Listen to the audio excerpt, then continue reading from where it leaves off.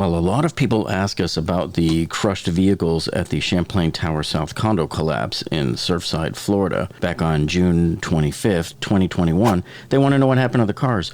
A lot of people leave comments, they're angry, they're like, oh, the government, they threw everything away, they destroyed all the evidence, but that's not true because NIST actually painstakingly recorded everything before they took it away. They took digital photographs, they did laser maps, and so in this video, we're going to show you where they brought the cars to this salvage yard about 10 miles west of the collapse site, and we're going to show you what's going on there and show you all of these cars close up. We're going to show you some 4K high-resolution video, and we're going to show you some high-resolution photographs that we took at the scene last week. Okay, so here we are at the storage site. This is where NIST is storing all of the debris from the condo collapse of the Champlain Towers South condominium in Surfside, Florida. So you can see we're right off the tip of the runway here. This is owned by Miami-Dade County, Miami-Dade Aviation, who essentially owns the airport. So they just have police here babysitting this site all day long, and then we have fire department here as well, probably in case anybody gets hurt while doing investigations on the rubble piles. These types of piles this tall are very dangerous, actually. And then they got the Surfside Strong banner here up on the fence. And then here at the south end of the property, you can see they have the protection of the more police and of course the fire department there. And then of course here they have a sign on the fence saying no trespassing, and this means you, Jeff. They're just waiting to bust me. And then here you can see they bring in these water trucks to spray down the dirt piles. Of course they don't need it today because it's raining. I think we have a plane coming in. There it is.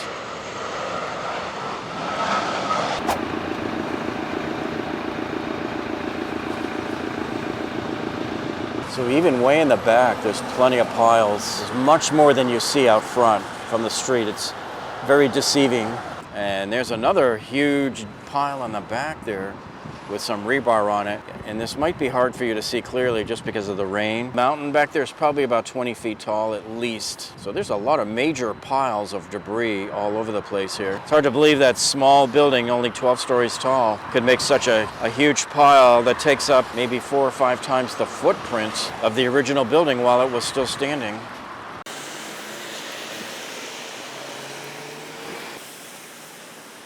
So here's a wider shot now of that area where they take care of all the dirt and keep it wet. Now if you see way in the back there, that's where all the crushed cars are from the garage. I want to take a closer look. Okay, now way in the background here, you can see some of the heavily damaged cars that were pulled out of the garage. So this is where they've been brought. Yep, they had some heavy weights dropped on them, that's for sure, folks.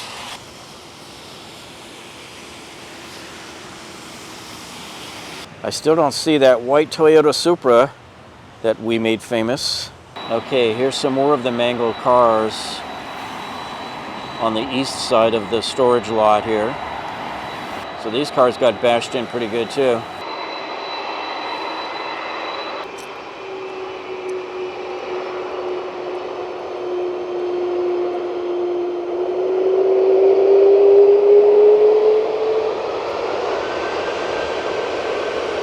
I'll try to hold it steady for you, but I have it way zoomed in.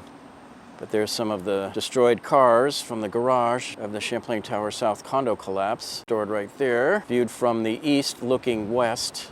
I'm still standing on the other side of the fence here, see? So here's another one of the cars. Dang, I mean, just check out this one here. It's unbelievable what happened to this car. Now these, I don't think had anything to do with the building. These might have been just old traffic barricades that were lying around. That's what these look like. And in fact, some of them have the yellow stripe on it, which are typical of the barricades.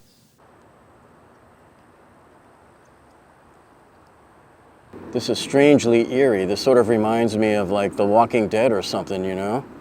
A post-apocalyptic world or something out of Mad Max.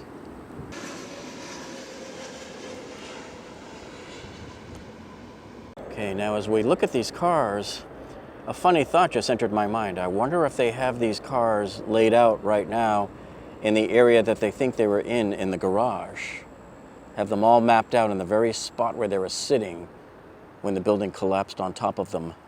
Look at this one. I'm looking for some Teslas. I want to know if maybe somebody's Tesla had a dash cam that would have recorded this, because I think they record continuously even when you're not in the car, but I don't know how long it can save the memory without writing over itself.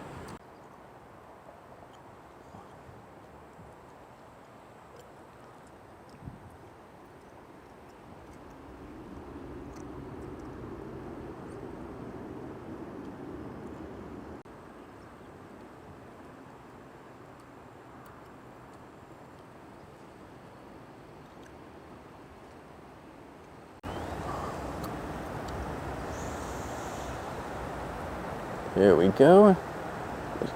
Another flattened car there.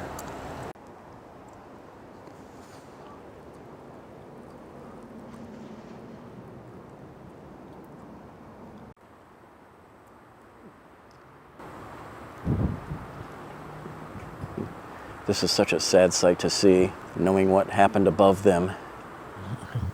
Now let's take a look at several high-resolution photographs that I took using my Nikon with the 400mm telephoto lens.